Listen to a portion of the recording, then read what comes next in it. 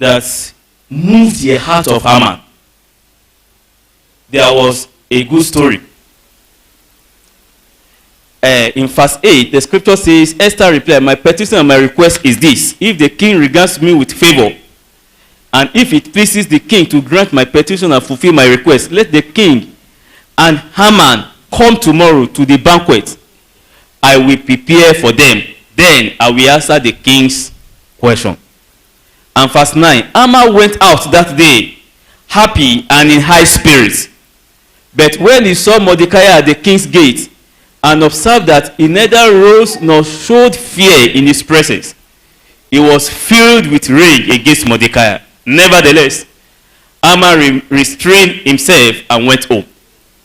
Calling together his friends and Zeresh, his wife, Haman boasted to them about the vast wealth, his many sons, and all the ways the king had honored him, and how he had elevated him above the other nobles and officers.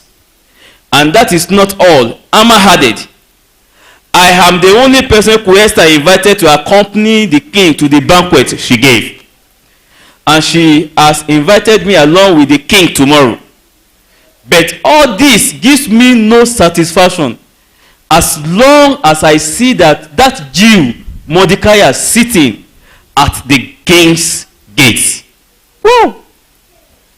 Even all those things, he found no satisfaction in it. He said, as long as he sees that Jew Mordecai sitting at the king's gate, if you will permit me over the life, Haman was demanding over the life of Mordecai. I don't know, maybe you saw it. The scripture says, but all this gives me no satisfaction. Did not give him satisfaction at all. But there are two things that must happen to Mordecai.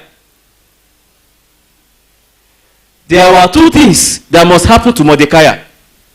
Number one, Haman must. What was he said? As long as I see that Jew. As long as I see that Jew. So what will be the remedy to that Jew? So what will be the remedy to that? As long as he sees that Jew, Mordecai. So what he must happen to Mordecai was that he must not be seen again. Is that not?